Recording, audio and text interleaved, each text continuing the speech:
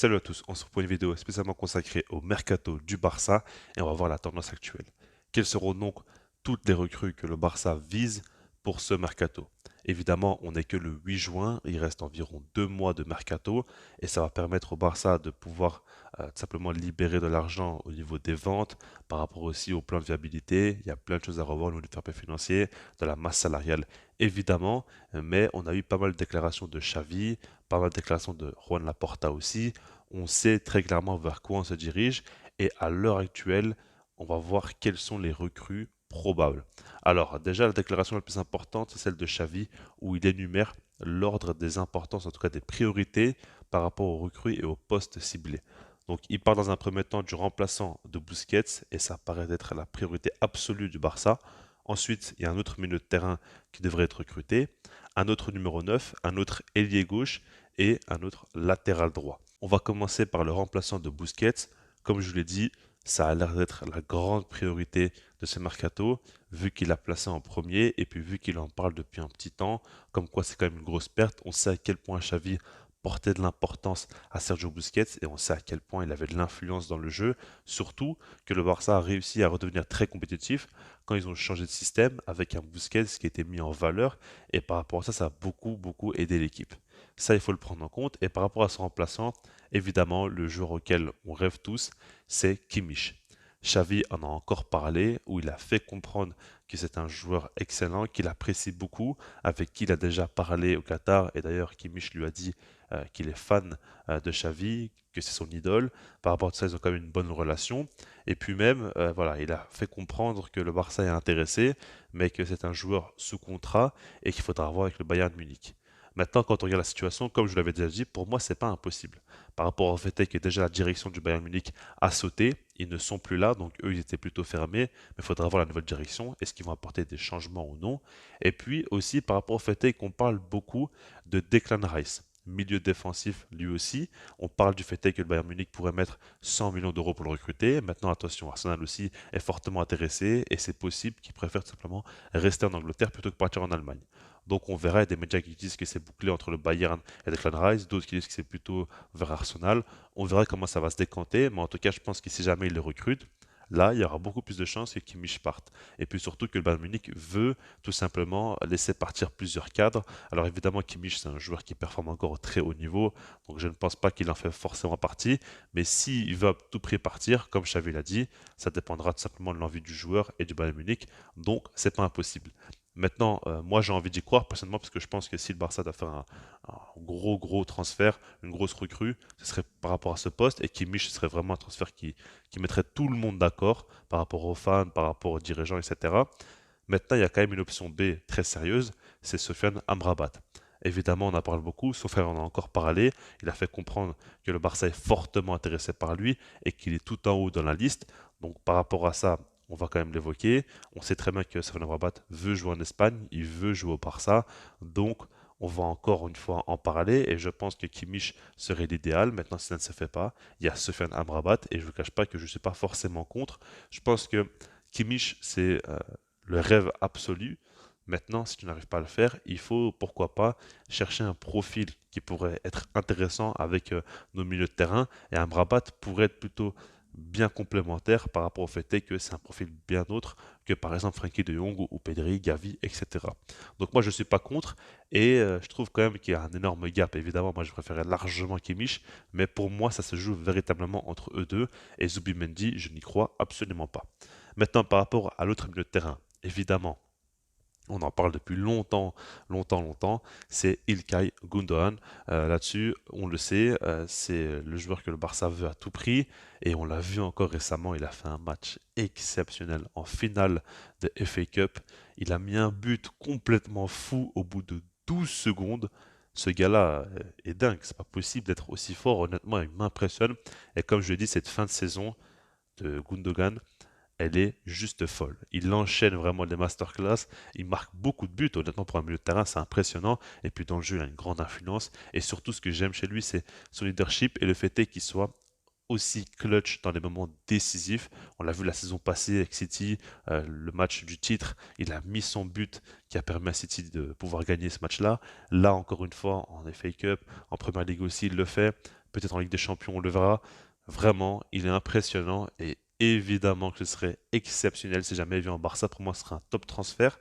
Maintenant, attention quand même, parce que la concurrence, et je pense que vu la fin de saison complètement folle qu'il fait, City va tout faire pour finalement le prolonger et peut-être simplement accepter ce qu'il souhaite. Donc il faudra quand même suivre ça de près. Personnellement, j'y crois quand même un petit peu, parce que je pense qu'il a fini son étape à City et qu'il a vraiment tout accompli là-bas et qu'aujourd'hui il pourrait s'amuser à Barcelone. Maintenant, on verra bien. Par contre, il y a aussi le cas de Ruben Neves. Bon, je ne pense absolument pas que ça se joue entre Gundogan et Ruben Neves. Je pense que les deux peuvent venir, c'est deux profils totalement différents.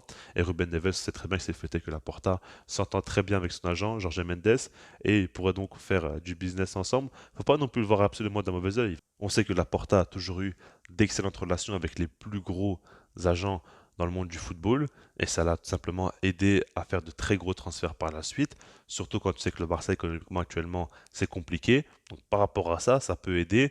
Maintenant, sportivement, je trouve que c'est pas un profil adéquat. Attention, je trouve quand même que c'est un très bon joueur et je pense que les gens exagèrent un petit peu avec lui, mais c'est simplement pas un profil intéressant pour le Barça, en tout cas selon moi, et personnellement, je ne suis pas pour. Maintenant, par rapport à simplement la doublure de Robert Lewandowski, c'est évidemment Vitor Roque. Xavi en a encore une fois parlé et il a très clairement fait comprendre que le Barça a tout simplement une option très sérieuse pour le recruter. Et puis, n'oubliez pas aussi le joueur qui a fait une déclaration où il avait dit qu'il veut jouer au Barça, donc il a dit publiquement, ça on l'a compris. Maintenant, Xavi parle du fait que c'est qu'une question euh, finance par rapport au club. Est-ce qu'on pourra se permettre de le faire venir ou non? Et donc, on verra bien.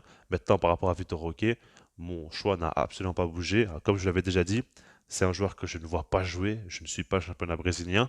C'est potentiellement une bonne pépite. Il n'y a pas de souci par rapport à ça. Mais pour moi, c'est un pari que tu dois prendre. Et le Barça n'est pas en mesure économiquement de pouvoir faire ce genre de pari-là où tu vas investir de l'argent sur un jeune joueur qui va découvrir l'Europe. Et par rapport à ça, pour moi, ce n'est pas une bonne idée. Et je pense que tu as besoin absolument de garanties. Des gars comme Ruben Neves, comme Vitor Roque, c'est trop de paris. Et c'est pas tout simplement, on va dire, le risque. Ok, ça peut très bien se passer, ça peut être un crack finalement. Et là, il n'y a pas de souci. Mais le risque est pour moi trop grand pour le faire tout simplement. Et puis pour terminer, le poste de latéral droit. Là, on a beaucoup parlé de Joao Cancelo. Et je ne vous cache pas que pour moi, c'est vraiment le joueur que je veux voir. C'est vraiment un super joueur, il n'y a pas de souci, il pourra facilement s'adapter, il apportera beaucoup. C'est un profil différent, il peut jouer à droite, il peut jouer à gauche si jamais il y a des blessures ou quoi. Il peut jouer dans différents dispositifs, différents rôles aussi, positionnement sur le terrain, occuper plusieurs zones.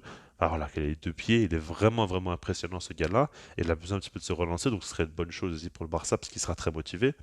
Maintenant, par rapport à tout ça, j'ai quand même un petit peu du mal à y croire. Parce que Xavi parle du fait que le poste de latéral droit, c'est la dernière des priorités. Et là, ça veut un petit peu tout dire. Et par rapport à ça, ça veut dire que le Barça va essayer de recruter un maximum. Et puis si à la fin, il reste de quoi dépenser de l'argent, bah, pourquoi pas recruter à ce poste-là, mais c'est pas non plus une grande priorité.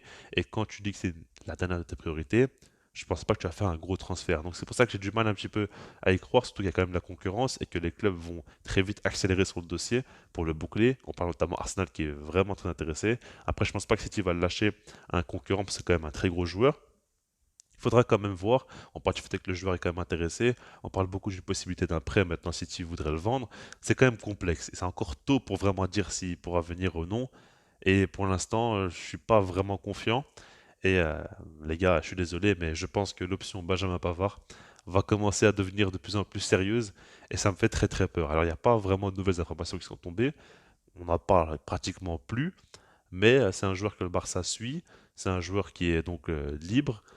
Et vu que c'est l'une de tes dernières priorités, ben, tu prends Benjamin Pavard, tu prends pas beaucoup de risques. C'est très bien que tu pourras le revendre. Il peut jouer en défense centrale, il peut jouer à droite. C'est un rôle assez équivalent à Koundé. Pour moi, ce serait une très mauvaise idée par rapport au niveau du joueur, par rapport aussi au fait que c'est le même profil que Jules Koundé et que pour moi, il faut varier, il faut un latéral plus offensif pour pouvoir jouer dans d'autres dispositifs et différemment, être un peu plus surprenant pour l'adversaire. Et là, ce serait pas le cas. Et ce serait bête de prendre ce remplaçant en sélection. Enfin, pour moi, ça n'a pas vraiment de sens, mais il y a des rumeurs par rapport à ça et j'ai peur que ça se concrétise. Donc voilà, vous l'aurez compris jusqu'à maintenant, tout n'est pas forcément clair. Je vous ai donné vraiment les dernières informations, mais la tendance actuelle. Et évidemment, durant les prochaines semaines, prochains mois, on pourra avoir d'autres avancées. Et je pense qu'une fois que Javier Tebas aura fini de bouder dans son coin, il donnera tout simplement des réponses au Barça par rapport au mercato. Là, on parle du fait que c'est possible qu'il ait tout simplement accepté le plan. D'autres disent que non. Enfin, moi, je ne comprends plus ce qui se passe. Honnêtement, je ne comprends plus. Mais là, actuellement, le mercato du Barça commence un petit peu à m'inquiéter. J'ai l'impression que ça travaille pas forcément très bien et qu'on n'a pas vraiment. En fait, on a beaucoup de paroles lâchées, notamment par Xavi qui nous dit tout et n'importe quoi. Dans la Porta aussi qui nous fait vendre quand même pas mal de rêves. Mais dans les faits, on n'a absolument rien. On n'a aucune garantie. Et quand tu vois tout simplement le fait est que le dossier Messi a été assez ridicule, hein, parce que le Barça a fait comprendre, de par la Porta, de par Xavi notamment, qu'il voulait à tout prix le faire venir et que c'est une grande priorité et qu'ils nous ont promis tout simplement qu'il va revenir. Au final, on voit qu'on est à peine le 8 juin et il a déjà signé à l'Inter Miami. C'est quand même assez fou. Et puis surtout, quand on voit que Messi lui-même dit que le Barça n'a pas de garantie économique pour pouvoir l'enregistrer et qu'il ne voulait pas être dans la tournante, ça prouve que économiquement le Barça n'est pas non plus bien et pas forcément prêt pour ce mercato. Donc tout ça, ça m'inquiète quand même assez fortement. On verra. Je pense qu'il ne faut pas non plus trop s'exciter. On est début juin, il y a encore beaucoup de temps. Je pense que si on était début août ou quoi, là ça aurait été catastrophique. Mais pour l'instant, il y a encore du temps. Donc on verra comment ça se passer. Mais en tout cas, pour l'instant, c'est pas le top du top. Je laisse là-dessus, parce que moi je vous dis peace.